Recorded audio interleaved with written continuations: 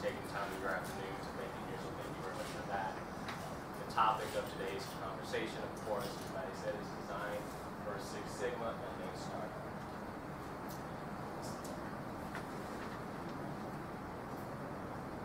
Okay, so we have really a number of terms and variables, right? We have the folks talk about oftentimes. We have Lean Six Sigma, we have existing process, we have design for Six Sigma. Then we have things like cost reduction, Lean Startup, revenue improvement. Then we have some things, so if you know of even Lean Six Sigma, we have some things that maybe you haven't necessarily heard of, like IDOL, DMAIC, DMADV, DMADOL, all best practice tools, regardless of what your level of familiarity is. You have all these terms, and oftentimes it can be a little bit confusing. You may have heard of things like continuous improvement, but how do all of these things relate? Well, let's start with Lean Six Sigma. Lean Six Sigma is, first of all, it's an approach. It's customer-centric. Really, Lean Six Sigma is all based on the customer. That may be a surprise to some, because some folks might think of Lean Six Sigma as like a cost-cutting or cost-saving mechanism, but it's not really. The heart of Lean Six Sigma is the customer, and getting the voice of the customer is the heart of everything that Lean Six Sigma is all about. Lean Six Sigma has an approach, and that is primarily the DMAIC approach. Now, for some of those, or for those of you who may not be familiar with what that means, it's an approach for optimizing an existing process, and the key word here is existing. Through a Lean Six Sigma approach, what you're really doing is you're identifying and you're solving bottlenecks to a problem. These are tough problems, problems that haven't been able to reach a resolution through the normal course of business. And it's all based on the scientific method. So if you understand this method, there is a high probability that if you execute this method appropriately, then you're going to solve the problem and you're going to be able to put together a solution that works. It's all designed to, at the end of the day, optimize resources, reduce costs, and then also maximize revenues. And it's important that we really focus on all three of these things, because, as I said before, many folks feel as if Lean Six Sigma is a cost reduction exercise, but it really is all three of these things. If you're optimizing revenues, you're going to accomplish all three. Okay, so design for Six Sigma. You'll notice by the diagram that it fits inside of Lean Six Sigma. So I mentioned before, the Lean Six Sigma approach is about, it's customer-centric. I said that it's based on DMAIC and existing process. And then I said it's to identify and solve bottlenecks. Okay, fine. And so I said it's based on the scientific method. Well, what is design for Six Sigma? Now that we have Lean Six Sigma, how does design for Six Sigma relate? Well, design for Six Sigma is to optimize a new process. And what's important about that is that a new process is a new product or a new process, something that hasn't existed before. There are three, unlike the Lean Six Sigma, which has DMAIC as the predominant approach, design for Six Sigma actually has three approaches. There's DMADOL, which is, and by the way, DMAIC stands for Define, Measure, Analyze, Improve, and Control. That's DMAIC. Well, design for Six Sigma actually is three things. It has three different variables, three different approaches. DMADV is define, measure, analyze, design, and then verify or validate. DMADOL is the same thing, but then there's this thing that we call design of experiments. Months of actual work, but you're basically designing experiments so that you can really, really, truly optimize something. And then IDOL stands for identify, define, develop, then optimize and verify. What's really important here is that design for Six Sigma has three different ways of accomplishing its objective, whereas Lean Six Sigma has one. But design for Six Sigma is a subset of Lean Six Sigma. All three of these things, by the way, produce innovation. So if you're looking for how does Lean Six Sigma produce innovation, once you start getting into the design for Six Sigma realm, you are talking about how do we effectively introduce and design and bring to market innovation that is powerful, that has a high degree of value, because it's based on what the customer is identifying as value. So then we have Lean Startup. So as I said, for design for Six Sigma, I said that was for optimizing a new process or a new product. Lean start, and of course we have three methods of that: DMAD-B, DMAD-OFF, and IDOF. And then the question is, what I want to get into is, why would someone necessarily want to employ design for Six Sigma? Well, there's really three reasons. Reason number one, let's say you've gone through a Lean Six Sigma approach, you've redesigned a process that was existing, and you say, you know, we've got this process, we've done well, but we really, the performance is really, it's just poor. So we really can't, like, we need a new process. We need a new way of going about it. Well, if you need a new way of going about executing a process, you would want to employ design for Six Sigma. The other method, or the other reason why you want to perhaps use a design for Six Sigma is because maybe you said, okay, look, we've revamped this process, and we just can't get it beyond a certain level.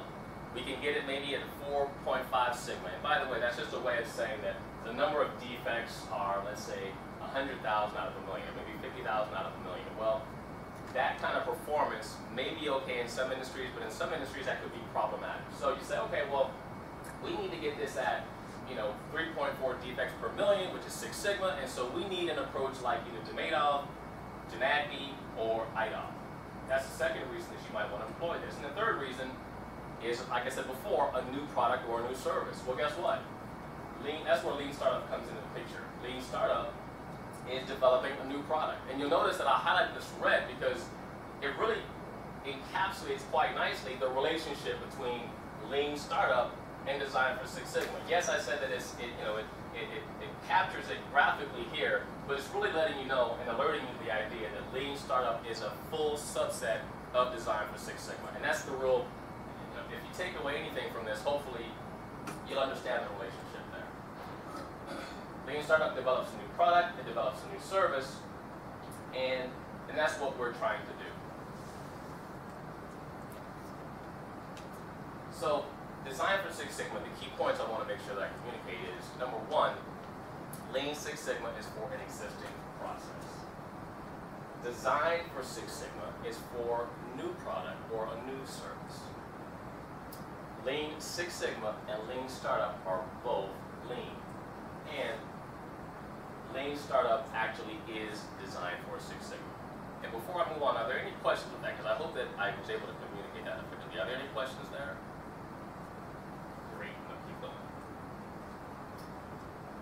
So, how does design for Six Sigma improve revenues? Well, there's two approaches, and Lean Six Sigma is actually, it's two different things, or it's two things that complement each other pretty well.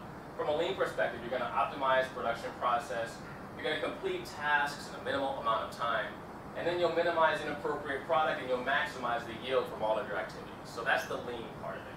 The Six Sigma part of it is discovering customer value, hugely important. Maximizing that value, finding out the things that are giving the customer the greatest amount of value, and actually trying to minimize those things that are either non-value added or actually are turn-offs to the customer. And then finally, you're going to maximize the customer experience as a process, and then you're going to, of course, solve customer problems. What I wanted to do now is I wanted to kind of go over a few case studies that will make this real for you. So let's talk about Amazon. Everyone in here, I would hope, is familiar with Amazon. Well, what is Amazon? They're online shopping. There was a day, if you think back, where we all had to drive to the store. Remember those days we had to drive to the store? And that was a problem, because there'd be roads, there'd be traffic. I mean, think about that for a second. Traffic, roads, driving a distance. There were long lines at the checkout. I'm hoping, it looks like the crowd can all appreciate that this was the way that it used to be. There was competition between other consumers, especially on things like Thanksgiving. There were stories about how people would fight for things. There was finding the best deal was a problem. Companies price, and you had to go to various stores in order to get the best pricing. You had to actually get comparative information, and that was very, very time-consuming. Remember those days? I do. Then and let's face it, you had to shop with the kids.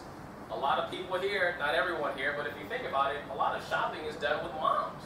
Well, guess what? Mommy, can I have this? Mommy, can I have that? Even for some of us guys, you've been in the store and your kids are saying they want something, that's a problem. Because what's going to happen? You're either going to spend more money than you wanted to, or you're going to have to negotiate. And I think we've all probably seen the store tantrums. So guess what? Amazon was able to kind of focus. Now, did they go out and say, hey, we want to have a Lean Six Sigma approach? Maybe not. But the bottom line was what they were able to do was they were able to focus all the positive things and really think about all the value that they could create. And they stripped away all of the negative things. So you don't have roads, you don't have traffic. You don't have long lines at the checkout. You don't have to do things like spend more than you wanted to because someone's asking you, unless they're over your shoulder watching you online. But you don't have to do that. That's what a Lean Six Sigma approach looks like. It's stripping away all the things that the customer doesn't want and giving them more of the things that they do want. And it's all based on empirical data. So this is one case study. Another case study might be Netflix. There used to be a day, you know, Netflix's movie runs. Well, there used to be a day where there was a Friday night or a Saturday night movie grab, right? Where like, and I hope that there are people in this room that remember these days. Like you get off of work on a Friday, you race to the video store trying to get the movie that you're looking to try to get, and that's a problem because guess what? Everyone else is doing it. It's a high volume period of time, and you have limited time to search because guess what? You may want to do other things than just watch the movie. There was a desire to do more than watch the movie, and then the other thing is there was a competition for new releases. If you remember, when the new releases would come out, there might only be like 20 videos. So you're trying to get to the video, and you're hoping that there are enough of them there so that you can get this video that you want to watch. Well, you had to drive to the nearest location in order to do that. And then you also had to, sometimes those releases were unavailable. And what would you do? You settle for another movie. I'm sure that there are people that remember those days. Sometimes the movie itself had issues. Sometimes the movie was, you'd open it up and that's not the movie I thought was going to be in here. Sometimes the movie was scratched. It was damaged. Sometimes it wasn't rewound. And when you rewound it, sometimes it broke. Those were issues that we used to have to deal with. And of course, the worst part of it all was after you watched the movie the next day, what you have to do? You got to drive back to the movie rental store because if you didn't, you were going to get fined. So what does Netflix do? Well, they took all of the negative parts of this, and they said, you know what, we're going to do away with that, and you're not going to have to deal with this. And by the way, we're going to give you all the movies that you need for the most part. You're not going to have to deal with high volume traffic because it's you and Netflix. You're not going to necessarily have limited time to search. You're going to be able to take as much time as you need to. You're not going to have to worry or think about a movie with issues or returning the video. Again, did they go out and say that they wanted to do a Lean Six Sigma approach? Probably not, but what they did was they focused all of their attention on delivering the highest amount of value, and they stripped away all of the things that were inconvenient. These things, by the way, don't just happen by happenstance. These things happen because there's thought, meticulous thought, as to what is going to deliver the highest amount of value, and what's going to really, and how do we solve the problem for the consumer. Case study number 3 is Apple. Apple, I look at Apple and I think of Apple as a bundled experience. I mean, there are people that I'm sure think of Apple as other things, computers and all those things, but what they really are is they really are a bundled experience. You used to have to buy a phone, you used to have to buy an answering machine, and if you weren't home, you hoped that someone would leave a message. You hope that the woman or the man of your dreams would call again. I know I remember those days, and probably everyone in this room might remember those days as well. You either bought a Sony Walkman or a boombox or an iPod. I'm sure we can all remember the days where those big guys would carry those huge boomboxes on their shoulder. And I know I started working out just so I could actually carry one of those things. Well, fortunately I don't have to, but then there used to be a day you'd have to have a phone. So there's a cell phone, then there's an iPod, and then there's or a Walkman, and all these things you used to have to carry. Well, guess what? You don't have to do that anymore. You used to have to go to the record store to purchase a song. You used to have to purchase the entire album, even if you wanted just one song. I hope that everyone can remember those days because I know I do. And sometimes those records would get lost, damaged, or stolen. And on top of that, you could only play records at home. So if you had a record, and you had the album, you can play that in your record player at home, but nobody had a record player in their car, so you have to get the CD or the tape and play it in your car. So you actually have to get two things just to play it. And then the other thing, let me go back for a second. The other thing that you had to do was, if you wanted one song, you had to buy the whole album. That, for me, was frustrating. It was frustrating. I don't know about you, but this idea that I can just buy the song that I like, that's huge. So what did Apple do? They said, you know what? We're going to do away with this whole thing where you have to carry an iPod, where you have to carry a cell phone, where you have to carry a day planner. They combined all of these things into a bundled experience. They maximized all of the value in terms of what consumers really wanted, and maybe some things that they even didn't know or understand that they wanted. They delivered all of that in a high-value proposition, and they stripped out all of the things that we hated. So you don't have to just buy the whole album if you just want one song. You don't have to buy one record for your home and then a tape for your car. You can actually do all of these things in one product, one seamless experience.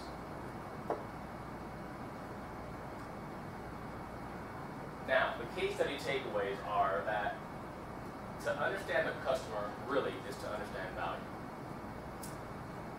Centering your business around maximizing value is the way to go, because that's what all those companies were able to do, and they maximize the customer experience. That includes products, and it also includes the delivery of those products. It includes utilizing data to actually advance the customer experience. And that's really important, because I think a lot of times what's missed is the data collection efforts that happen below the current that you may not be familiar with that actually lead to these kinds of products and services. And then finally, translating that customer data into continuous innovation.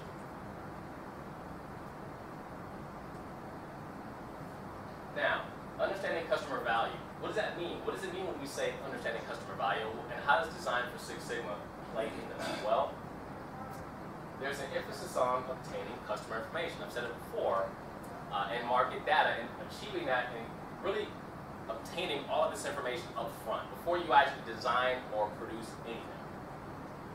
This would be the D portion of demand of, or demand, and it's the I portion of IDOM, identify. So again, just to recap, demand, is define, measure, analyze, design, and verify or validate. And this is the same thing: define, measure, analyze, define, develop, optimize, and verify. And optimize, of course, as I said before, that's really designing experiments to make sure that you're optimizing your product or service.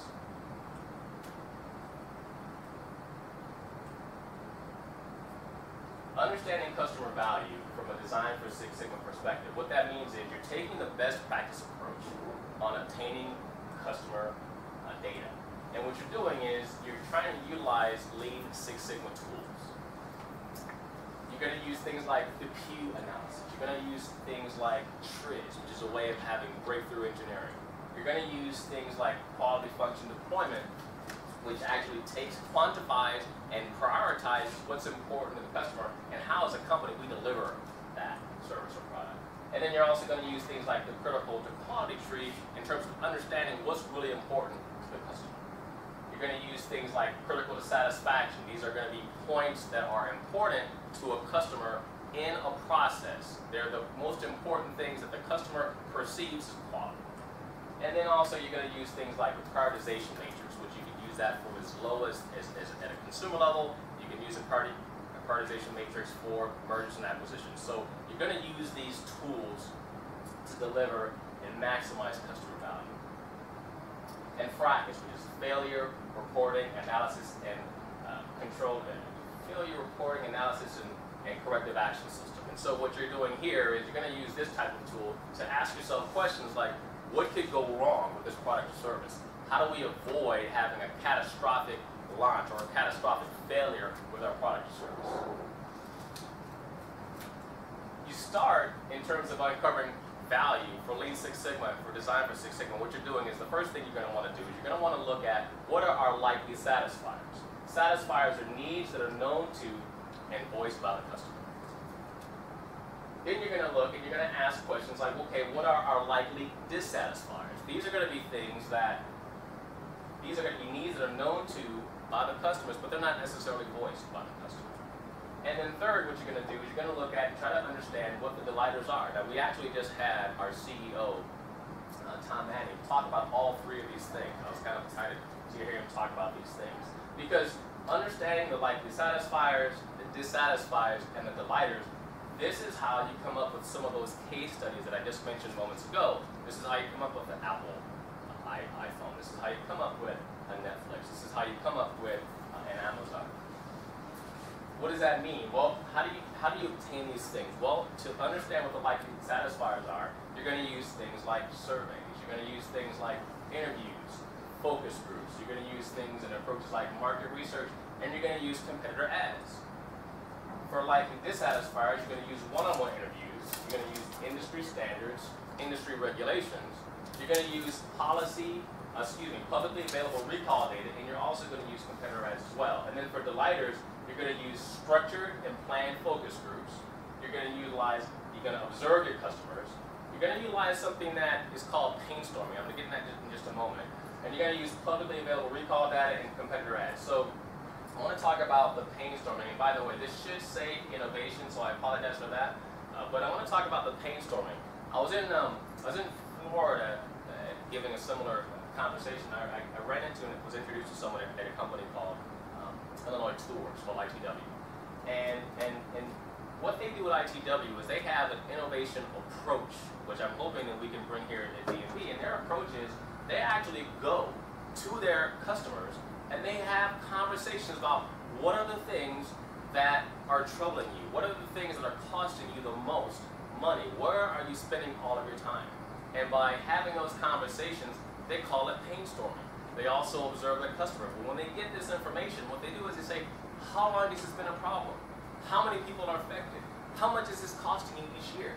And then what they do when they do with that information, they take that information and then they start saying, hey, is this a market that we're strong in, that we can compete in, that we can actually produce a product? And this is a $53 billion firm, by the way. So to put it in perspective, D&B, I think, is about a $2 billion firm. This is a $53 billion firm. And what she shared with me was this was their approach, and this is how they actually deliver innovation. Then I was fortunate enough, because we have a friendship now, I actually just had a conversation with her, and I was saying, what kind of questions are you asking, and how often are you meeting, and all these things? And the bottom line is, they have a very structured approach on how they go about interfacing with their customers so they can produce the innovation. But what are they doing? They're doing painstorming. They're observing their customers, and they're having structured and planned focus groups. So again, these are the approaches. This is how you understand what value is, and this is how you get to the voice of the customer.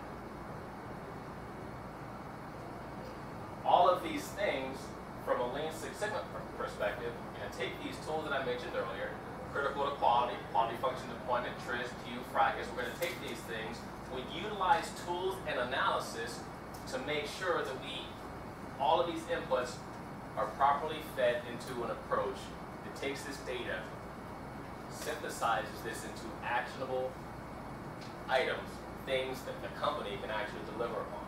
And then we're going to prioritize those things, and we're going to put this into some sort of a digestible component where we can actually produce innovation. Now, the customer experience. For many people and many companies focus on the actual product attributes. There's a reason for that. Product attributes are what's advertised on television. Product attributes are what we compare one product to the next. However, but there's more to just the customer experience than just product attributes. If you really think about it, the customer experience, there's a step for every product or service, and there's several steps actually. The customers don't simply experience your product, they're actually experiencing quite a bit more. If we look at it and think of this from a content perspective, you have engagement, which is which platform is the customer going to take our content? When are they going to take this content? How are they going to take this content? From a delivery perspective, how easy is it for the customer to actually receive this product or service? The product is the product itself, that will be the content. But the interface is we're asking how can we make the interface the easiest while also delivering the functionality required. And then, of course, from a performance perspective, how quickly are we getting and delivering this data, this content to the consumer? And then finally, how are we incorporating feedback? And this is really huge. How are we incorporating some sort of communication and feedback mechanism so that we can continually improve our offering? Each step of the overall process requires optimization. I want to emphasize this. This can't be emphasized enough. The entire customer experience has to be maximized, not just the product. So if you want to understand why some products, why some companies are successful and some are not, it's because they're focusing on just this and they've completely lost sight that it's the entire customer experience is the product. And that the entire customer experience is what needs to be maximized.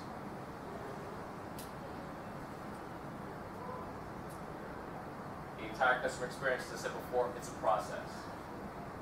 Maximize the process, maximize the customer experience. Design for Six Sigma maximizes the process for new products and new services.